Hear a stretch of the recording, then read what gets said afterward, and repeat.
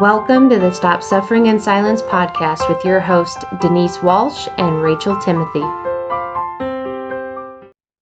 Hey, you guys. Welcome back to another episode of Stop Suffering in Silence. My name is Denise Walsh, and I'm here with co-host Rachel Timothy. And we're fired up. We're a little fired up. We've got a doozy for you today because I did spend yesterday afternoon reading over 150 pages of court documents, the civil suits against Tim Ballard from 7 plaintiffs. So 7 people are coming forward, sharing their stories and experiences in 2 different lawsuits. One is 5 women, and then the second lawsuit is a husband and wife who are either going through divorce or divorced now because of their experience with Tim. And so Rachel has not read them. What we're going to do today is I'm going to share with her what I learned in reading these documents, and then we are going to respond to them and just share our thoughts and opinions. Because this is, I was telling Rachel, I don't get wound up about a ton of stuff. I don't have super extreme emotions. I don't get wound up about politics. I kind of think it's all dumb. But stuff like this winds me up, and I get so upset when I hear about stories of manipulation and people hurting others, and it's heartbreaking. So before we dive in, Rachel, is there anything you want to add? I think it hits a little close to home too, because we were just starting to work alongside OUR. And I mean, it's hard not to feel, nowhere near the manipulation that these plaintiffs went through. But I think the people we were working with were manipulated in some way. And those were the people we interacted with. I mean, those people felt what they were doing was truly helping. And it's just really sad to see the ripple effect of what was taking place behind the scenes. Right. I don't think they knew. They truly believed that they were, raising money for a great cause and fighting the good fight. And the people we met through OUR really had good hearts, it seemed, and we appreciated them and working with them. And so my expectation or my assumption is that they're just as shocked as everyone else, because we've heard that OUR isn't being transparent. They're not telling the staff there what's going on.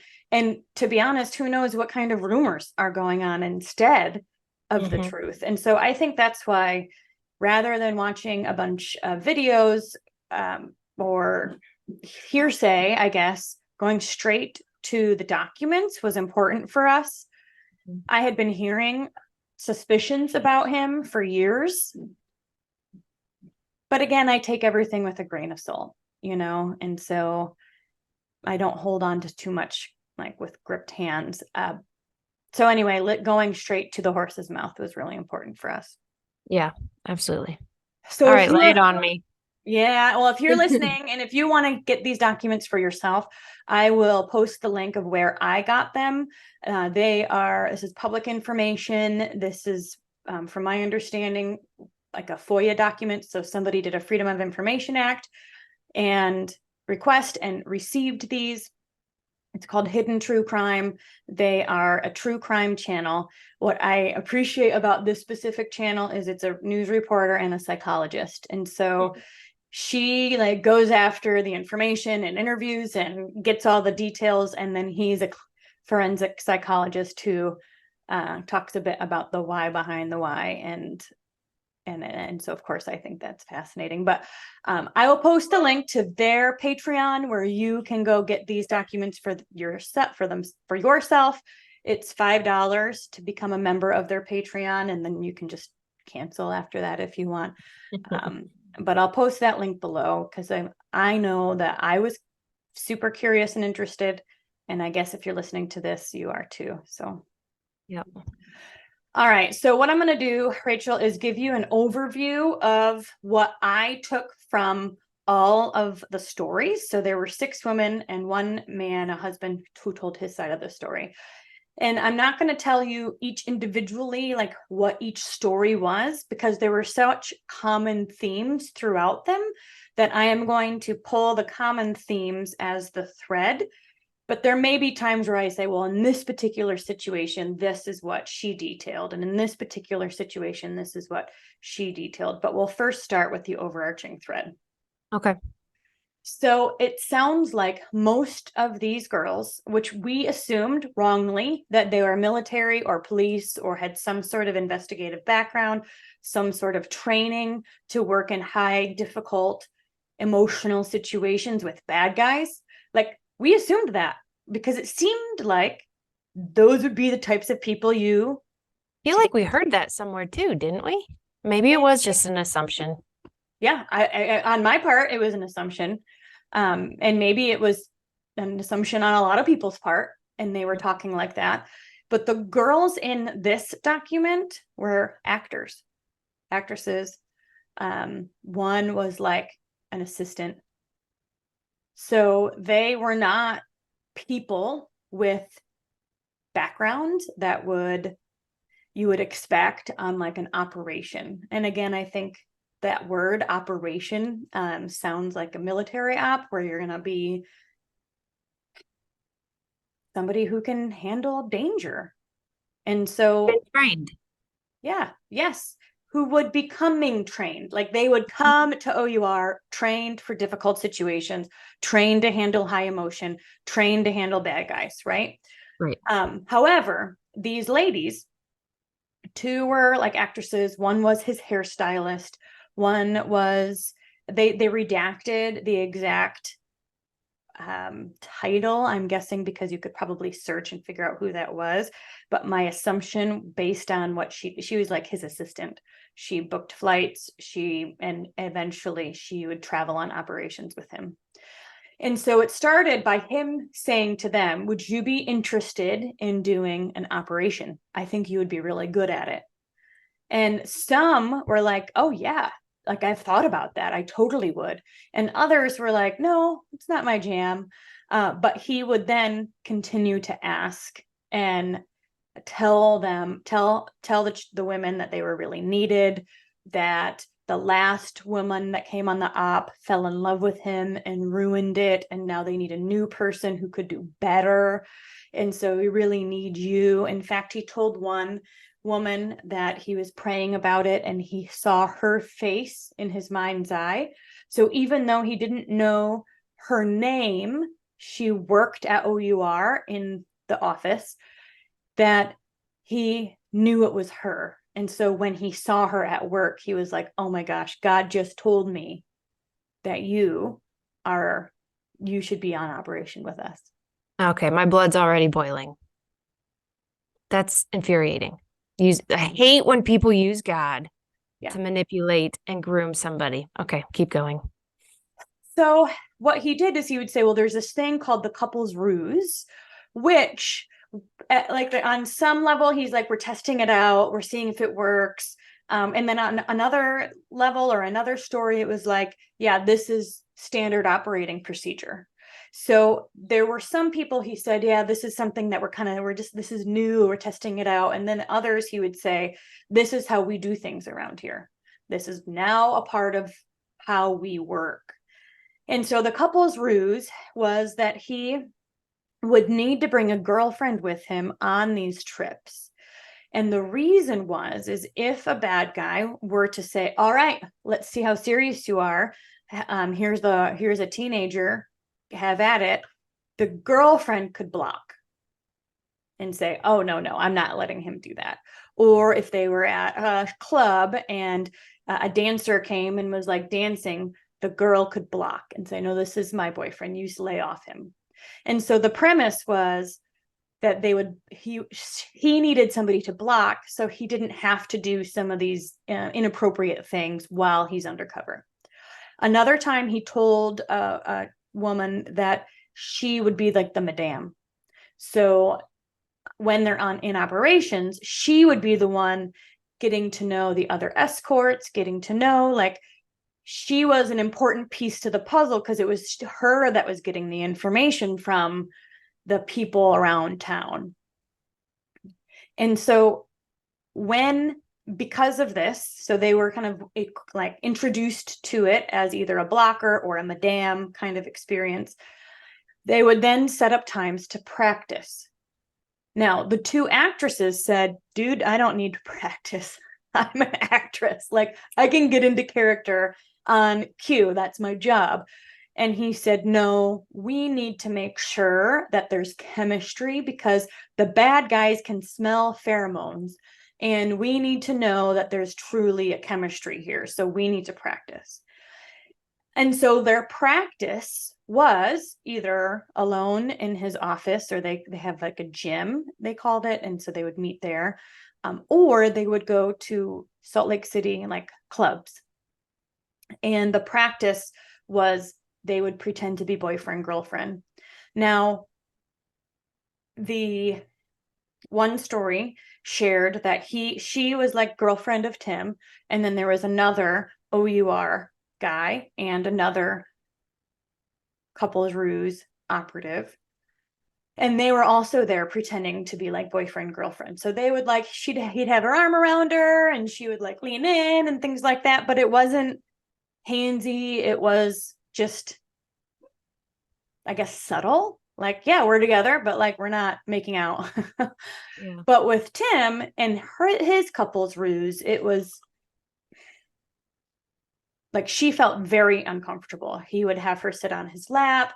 It was super handsy, like hands all over. At one point, he pulled her in a private room with an escort, and things happened in that room, and she just felt really uncomfortable.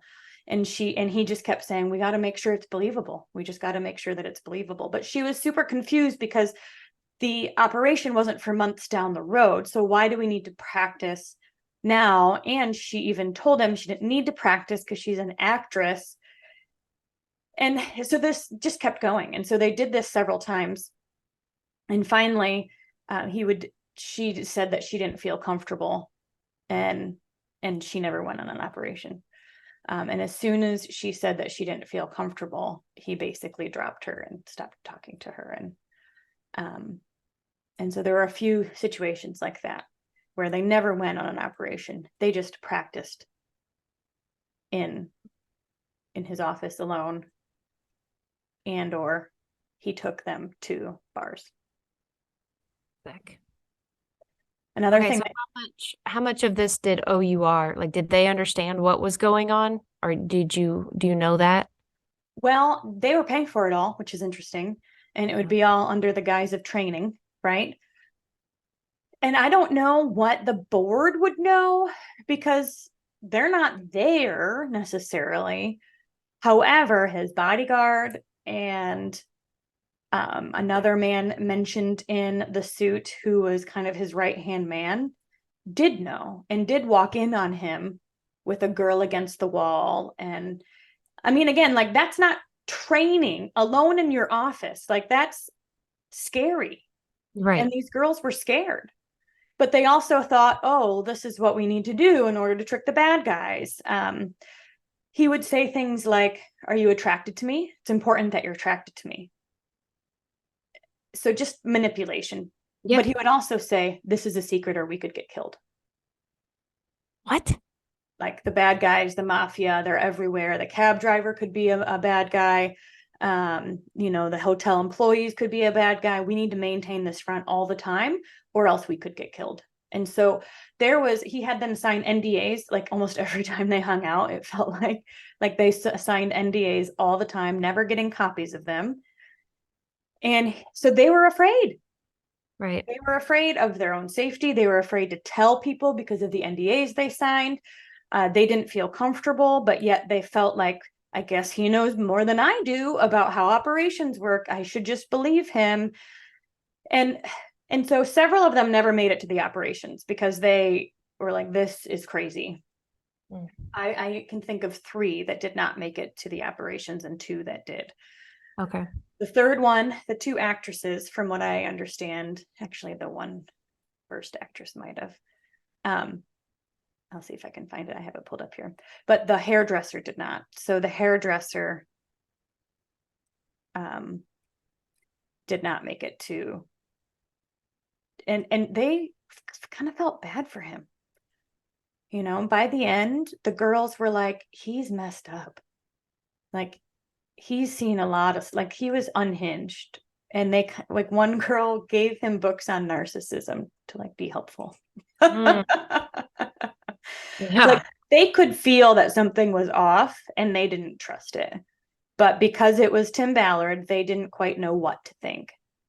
Well, and then, like I've said this in my own story, but throw in the fact that Operation Underground Railroad, supports him, is behind him, is what he created, you know, tons of people involved in that organization. It leads you to believe, okay, this is legit. Like, surely this isn't going to be a trick, or like you want to believe it because he's being supported by other people. And at the same time, you have a heart to rescue kids. Yeah. And that's what he's pulling on. I think because they were so well known, it gives them this credibility that we even assumed. We got invited to speak at an event and they didn't market the event. We flew across the country to go, like, speak at this thing, and there were 6 people in the audience because they forgot to send out an email to their list. And we're like, this is your only job, guys. Like, you raise money to do operations. Like, I don't get it. And I think it was a blessing in disguise, of course, for us at the end, being saved from having anything to do with them, really. But it was, for me as a business owner, very eye-opening to see, oh, you can have multiple million. I mean, $54 million was claimed last year and have no clue what you're doing. Oh my goodness. Yeah. And honestly, the only reason there were 6 people there was because 2 of the staff members from the place we were speaking at were generous enough to sit in. And then we invited 2 people. So yeah, exactly. Yeah. And again, the people we met were very, like, we really appreciated them. yes. But it did give us an inside look as to how things are or are not run. It's just fascinating. I was trying to look. So the first girl that shared her statement, they met on Instagram. Interesting. And she had abuse in her past. And she was an actress. And so he was like, perfect. Now, from what I understand, she did go on an operation with them. And the thing, again, that, like, makes me so upset is that they were told that they were there to get information and that they were there to block and keep each other safe. Well, 2 of the girls who did go on an operation with them were put in unsafe situations, used their code word, and Tim did nothing. So were they hurt? In one situation, in one situation, she said, I have a meeting, I have to go. And she left. And then Tim was mad about that. And she was like, I was about to be hurt. Like, I said the code word and you didn't listen and didn't do anything. And so she hightailed it out of there. In another situation, this is going to be hard to hear, but they had hired escorts because they decided that escorts would give them insider scoops. So they'd have couples massages and escorts would come in. And so at this time, the escort was in their hotel room giving them massages, like, on the bed without clothes on. And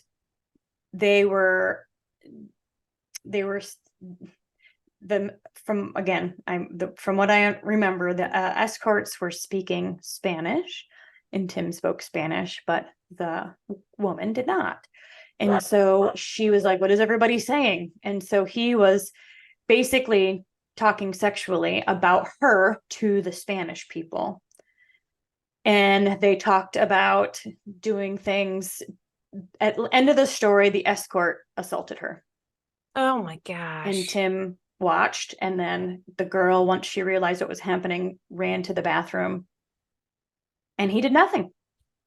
And so it's hard to believe the story that this was to be each other's blocker, that they were there to get more information, when these girls were hurt, assaulted in the operation itself and in these practice sessions. Yeah. Oh, my heart breaks for them. That's insane. It's It, it is. And this is the fact that they had so much power, I think, is led to it. But in the same sense, this happens in micro ways all over the country. So it's just, I hope that the women coming forward will give other victims, survivors, strength, because this type of thing happens way too much. Not necessarily with the escorts and such, but the manipulation side of it. the tricks. The brainwashing, the using God or using something that you know that the person's heart's desire is. Like for them, it was to rescue children. There's more. Okay, keep going.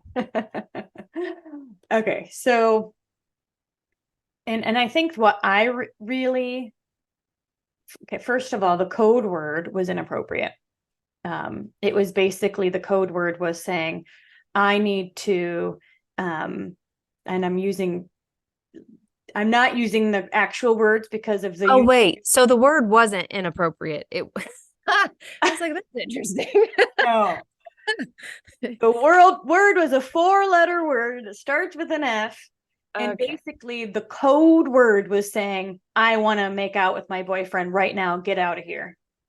Okay. And so we're like, is that a Tim fantasy? Like it was just so odd. And so it was difficult for these women to say. Maybe the actors had an easier time. I don't know, because they were like in character or something. But like, these are Mormon women for the most part. Not, I think 5 of them out of the 6 were Mormon women who are not.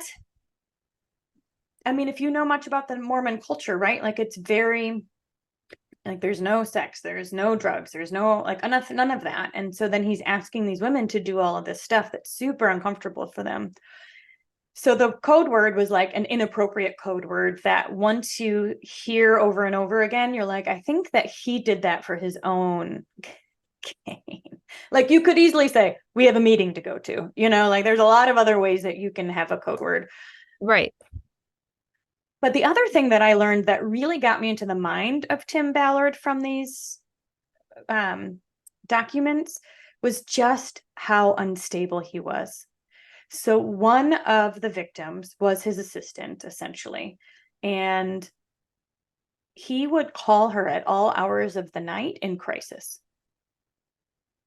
And then he would say things like, I need you. He would say, literally, I would blow my brains out if you leave me. Like, he was like talking to her in crisis all of the time.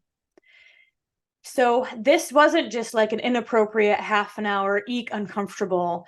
This became her life, where he had strings, and they went on vacation, and he's talking to her the whole time they're on vacation, and he needs her and all these things. And you guys, I've been a business owner since 2007. Like, it's not how business works. It's just not. You don't create a long-standing business by being in crisis and having urgency all of the time. Like, that's not how it works. Like, you have to have systems around everything. It has to be easy or it won't get done. There's got to be people to step in when somebody's out. Like, it's not about the person being the person for the job. It's like, here's the job, and we need to have systems around it so anybody can do this job. And so what he would do is manipulate her into thinking she was the only one who could XYZ. And then he would call and need her all of the time. So she was traveling all of the time. This is when the Sound of Freedom came, and she was booking all of these things for him to go speak at. But he was just not stable. Wow. And the reality is he has a wife. If he's having issues or a problem or like is emotional about something, it's not his assistant he should be talking to. Okay, no, but then also, where's OUR in all of this? Like, if he's so stinking unstable, yeah, they're putting people at risk by allowing that operation to continue. And that is why the board members are all a part of the suit. because the women are saying you knew, whether they knew to the extent or not. We'll have to see what's provable when they pull text messages potentially and all these things. But they did nothing. Wow. The most I think the girls had a very similar story in the way that it went down and like how the grooming happened. But the husband's story was fascinating as well, because he had a third party view. Like, he was a bit outside of it. He just saw what his wife was experiencing. And through the year that she got more roped into being his assistant and doing all these things, she, they're getting divorced. And I don't, like, he understands that she was manipulated and coerced and brainwashed, and like, he can see that, but trust has been broken, and it's heartbreaking to see just the damage of of not just her, but all of the other women that were coerced and abused. Right. All right, 3 more things. One other thing that he would say is, and he said this to at least one story, so of course it could be more, it could have just been this one, I'm not sure. But he said, we were married in a past life. This is why I'm so attracted to you and why it's okay we're doing what we're doing. That's sick. And she was Mormon. So does she believe that type of thing happens, or? No, she was like, get the heck out of here. Okay, good. Okay, good. Yeah, she was like, but he continued to assault her on that day. And she told him no several times in her house. Like, it was not a practice session. Yeah. Another thing that, again, is fascinating, because I've been going down this rabbit hole for a little bit about these Mormon stories. And it's a fringe Mormon. This is not like a blanket statement. But he was reading a book called Visions of Glory. Visions of Glory is like a near-death experience type book where this man saw the future and he's predicting the future. So these visions. Visions of Glory is also the same book that Lori and Chad Daybell loved, recited, and obsessed over. So Lori and Chad Daybell started their own church called the Church of the Firstborn. Their goal was to reclaim the 144,000 before Jesus came back. They taught a lot about end time stuff and preparing. And they rated people on a light and dark scale. And they believed that you could be light or you could be dark. And if you're dark, it meant Satan was living in you and you needed to kill the body, so to free the spirit, like all these things. Long story short, Lori's 2 children end up dead and they were deemed dark spirits. Boom. Lori is now convicted. She is in jail, prison, and then Chad's trial is next year. And he's on death, like he could have the death penalty. So it'll be really interesting to see what happens there. But they were all citing the same book. Wow. I have also heard that a part of this speaking circuit was Jody Hildebrandt, who is a new news story recently. She is a counselor / coach who beats the sin out of people and is in jail right now with allegations of child abuse. So, I think it's one thing to say, oh, they're all in Utah, or, oh, they all grew up Mormon, or, oh, they all spoke at these events. But now all of them are also reading this one book that talks about the visions of the future and all these things. And a part of that was the author of the book told Tim that he was going to be a prophet of the Mormon Church and president of the United States. Oh my goodness. And so you can just see this grandiosity from all of these people, not just Tim, but like Lori and Chad. They're gonna, be the saviors of the New Jerusalem, and this is for the covenant. And so they're using all of these biblical words saying, I'm so important, I'm saving the world. And it's this grandiosity that maybe they believed, maybe they used as a hoax, who knows, but it's kind of all stemming from the same group of people. So nowhere near coincidental. No, right. Right. It's seems, in fact, there's I think more of that tie will be coming out soon, because it's not an accident. No.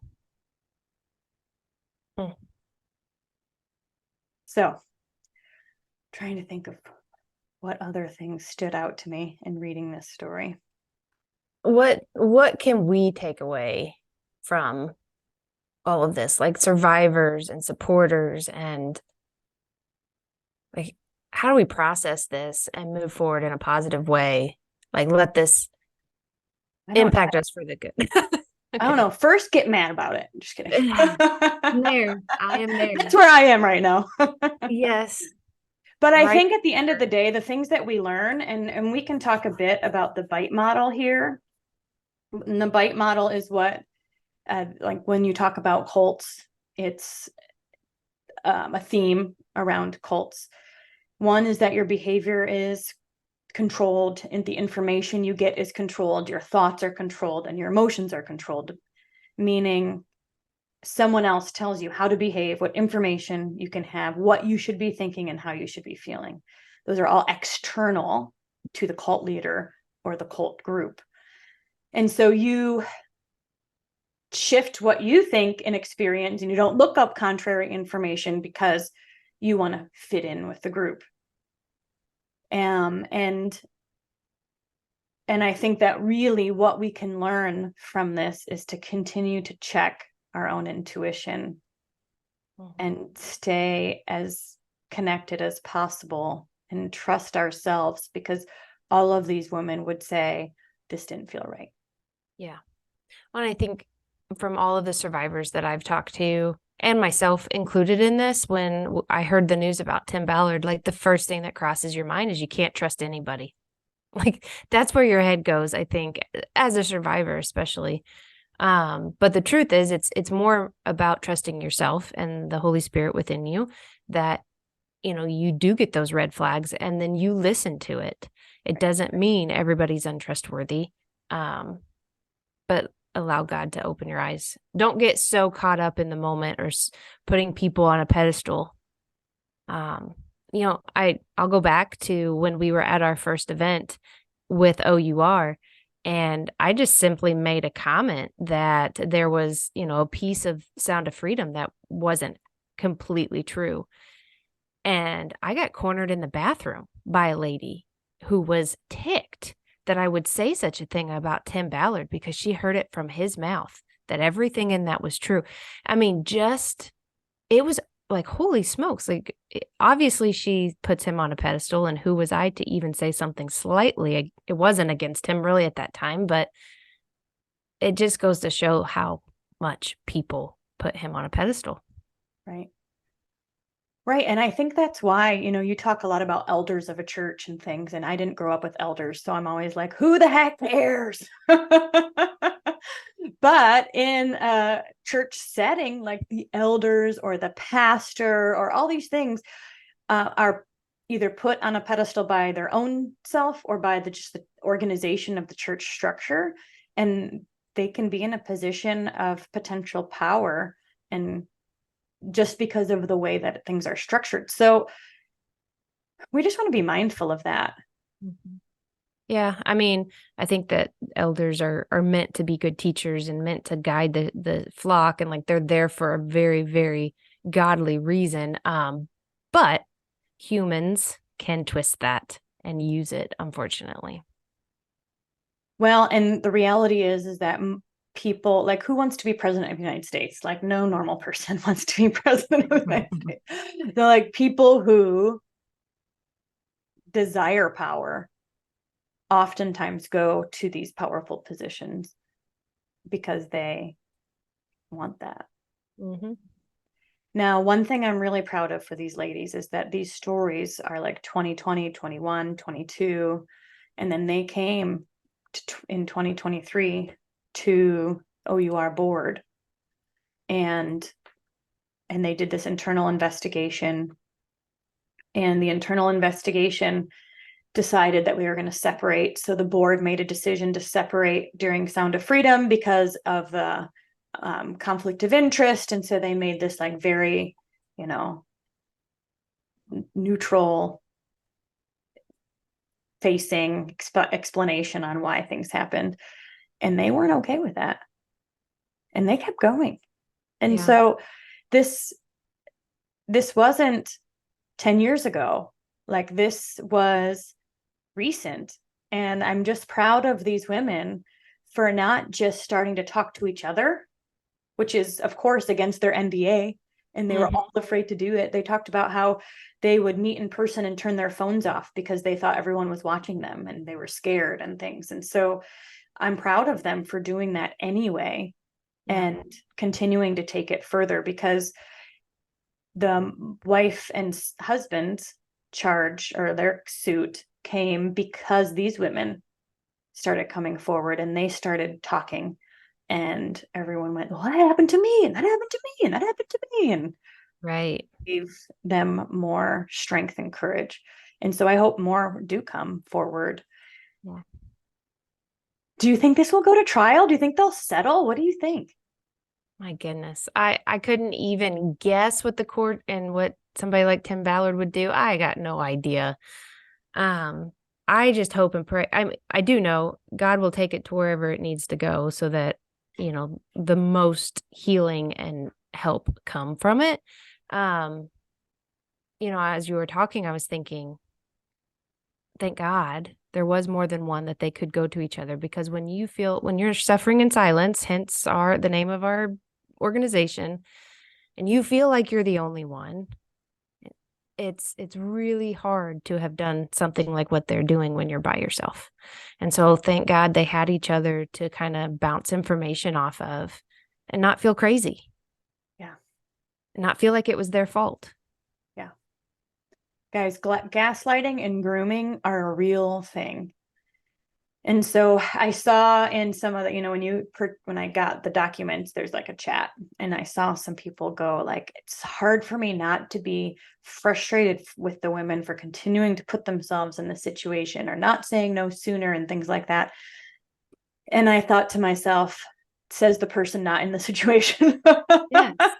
Yes. Like, grooming and gaslighting are so real, and it can really confuse a person until you can start to swap stories and build that inner strength a bit. And that's what these women did. Because it steals your normal thought process of what you would do. I mean, prior to that situation, all of them would have said, oh, I wouldn't even go any further with that. I would have said no and walked away. But yeah, it steals a piece of you. It steals your voice. It steals your right and wrong, and what is okay and what is godly, and it steals it. Oh, I thought of two more things that I think are just, again, it's interesting information, and they're in the court documents. So this is not hearsay. This is not rumors. But one of the times when he took the girl, his, girls, and then the guy and the other girl were there that time when they went to the Salt Lake City clubs, he brought his son. He's 20 years old. Yeah. Brought a son. And the girl said, the son does not need to be there. Like, what the heck? And they said, oh, the son's going to be outside, like doing surveillance. But eventually the son came in and saw some of this shenanigans happening, and the women were pissed. Like, that was where they drew the line. And they were like, no, this is not okay. Your 20-year-old son does not need to see you getting a lap dance by me. Like, no, not happening. But there was also stories of drugs, alcohol, ketamine. One of the stories was that he missed a $250,000 speaking gig because he missed his flight because he was hungover. Another story is when he was so ketamine is from what I understand, it can be used for pain relief. I'm sure it's used for other things as well, but in the medical field, you can get ketamine infusions for pain relief. And so he would go get a ketamine infusion and bring a scribe with him, because he would say, this is like truth serum, and everything that comes out of my mouth, you need to write down. And so this is when he would talk about like visions and presidency and, you know, all these kinds of things. But then he also talked about his wife a lot. And he would say, you know, she is a saint. She's a saint, number one, because you're out working at a club, dingling, like, holy cow. But he would just like say, oh, she's a saint, and she chose you to be in the couple's ruse for me. And she totally knows what's happening right now, but she doesn't ask details because she trusts me, and all these kinds of things. And so I just feel sad for her too, because of all the brainwashing she's experienced over the years. And so we were chatting beforehand about if we, again, this is all speculation and now we're just like gossiping, right? But we're like, do you think she's going to leave him? Is she not? And like, I hope she does. I would love to see her say, get the heck out of town. Like, Yeah, I think it's just you want somebody to stand up to the evil that they've been going through. You want them to see it for what it is. yeah. I don't know her from Adam, you know, and I don't know if there was a piece of her that liked the power that Tim had and the name that in the you know, being famous. I don't know. But I do pray that she sees that she was treated wrong and that she deserves better. Amen. And yeah, we don't know, obviously, but we hope the best for her, because she was an innocent, from what we saw, an innocent victim in all of this too, and coerced and manipulated just as much as these other girls were. So one of the comments in an earlier podcast that we had brought up a good point, and I've talked about it too. These positions, these jobs that are important. I mean, let's be real. We need people in operations going around and rescuing children, because trafficking is very much a thing. We need law enforcement who are willing to look through hours and hours of CP, and I mean, that's got to be the worst job known to man. But at the same time, we would be ignorant to think it doesn't impact that person. Those types of jobs, like, there has to be more to, I'm not giving Tim Ballard an out saying, oh, this happened because he saw, you know, stuff overseas or whatever, because you made the choice to do what you did, and he's sick. And he made the choice to get help or not get help. Exactly. But I think it's important to also recognize these individuals need help. And potentially you don't stay in a job like that. Like, there should be caps. I mean, you can only be president for 4 years, right? How long can you be in an investigative role like this before it really starts to impact your psyche and the way you view yourself and the way you view the world? And so I wonder if there should be, right, stipulations on how long somebody's in a job like that. Yeah, in my mind, it's almost like you're going into hell, and you're not going to last that long in hell. Yeah. And yeah, there needs to be a time frame. And then also the therapist that, and I think that's what a lot of these girls said. They were like, Tim needs a therapist that he can actually trust, because he started to become so paranoid that everybody was out to get him. And whether it's because of the bad guys or because he knew he was doing something wrong and he was living in fear, I don't know. But the therapist person that he had was like like, it's the psychic person who would also speak into his visions and things. You know, I'd be curious to see what Tim was like prior to all of this. Yeah. And we don't have a ton of information about his childhood or how he grew up or how long he worked in the CIA or for the government for this type of thing. He started OUR and, like, hold on, I can pull that up. It was like 2000 and 2000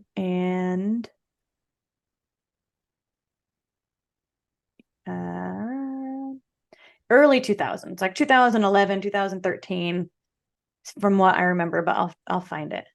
Okay. The other thing is, I put it into Google and it said 1776. No, that's not what I mean. Different Underground Railroad. Oh dear. All right. I'll have to find it. But the other thing is that again, this is most likely why other operations have never been public. I mean, we never had a face to these operations in the past. Mm-hmm. Yeah, no. I mean, I guess you could think A21, they have Christine Kane, but I mean, not that I know any much about that organization. Um, but I do feel like she has more procedures in place, more delegating, not the power herself. Yes. I think that's what you'd really want. And it was 2013, so 10 years ago. Right. Yeah. So Yeah. what can we do with this information? I think it's always good to look under the hood and see from the real people what they experienced. There certainly could have been great operations. We heard of some great operations of men getting taken down and put in jail and children getting rescued. These ladies did not have an experience where anybody got put in jail or arrested or any children were saved. But maybe they were just a small piece of the larger, who knows?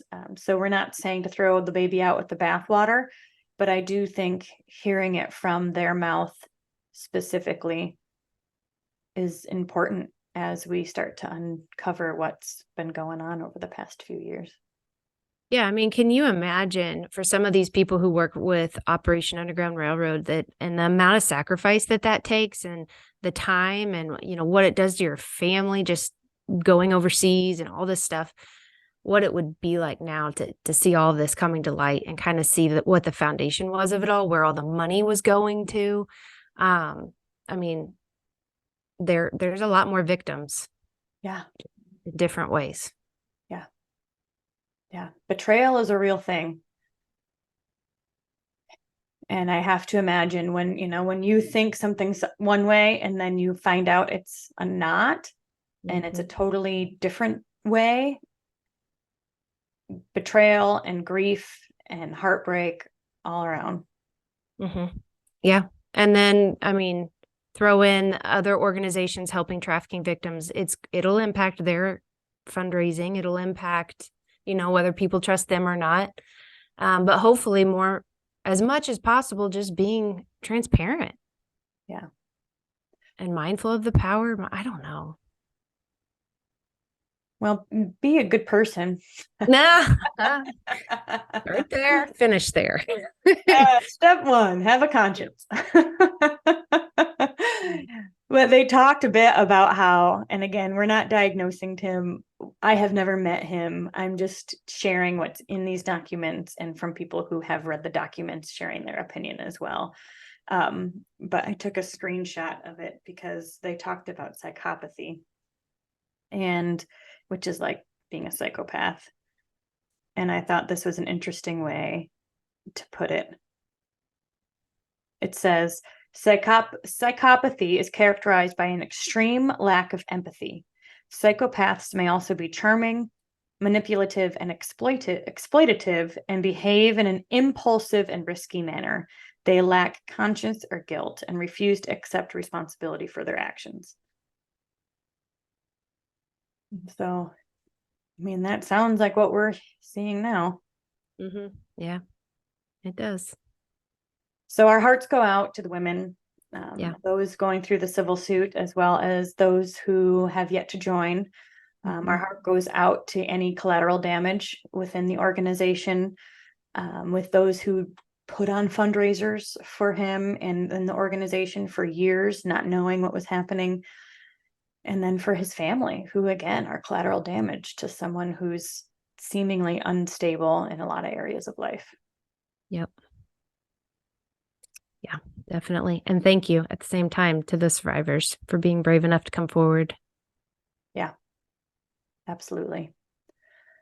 Well, I don't really know how to turn this around and make it positive, but I think, trusting your gut and seeking I mean, community. but what do you say about all of the people who gave their money, trusting their gut and thinking this was, I know. I mean, it's tricky. It's betrayal.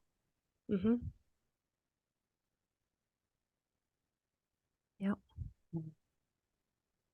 I'm But so I think- glad we never made money for them. Yeah, I think it was a very big blessing that we showed up to the event that we. Yeah, we made no money for We made them no money. whatsoever. And I'm so glad for that. Yeah. Yep. So, all right, you guys, I think the antidote to suffering in silence is healing in community and like talking about it. And so we encourage conversation in the discussion or chat or all, whatever comment section below. Let us know what you think. If you've read these documents yourself, share your opinions. If you want to read them, the link for that will be in the show notes as well. So join us in this discovery process, because again, one way that we heal is by processing through it and sharing with each other, and rather than suffering alone in silence. So thank you guys so much for hanging out with us today. We appreciate you. And if you are a survivor yourself and are looking to get support on your healing journey, we've got several programs that we offer. So join the mailing list and let's stay in contact, as our mission is to educate on trauma and trafficking and empower those on the healing journey. Have an awesome day, you guys, and we'll see you next week. Thank you so much for listening to this powerful episode of Stop Suffering in Silence. If you are interested in booking Rachel to speak at your school, your church, or on your podcast, then please email openblindeyes@protonmail.com. If you are interested in sponsoring a survivor on their healing journey and would like to donate to Stop SIS, then please check out the link in the description box or show notes below, or you can email stopsis@protonmail.com. And finally, if you are currently suffering in silence, or you know somebody who is, whether they're dealing with a current trauma or one from the past, then we will always recommend that you reach out to your local resources and find a counselor that you can trust, because nobody is meant to suffer alone. Have an amazing week, and thank you for being here.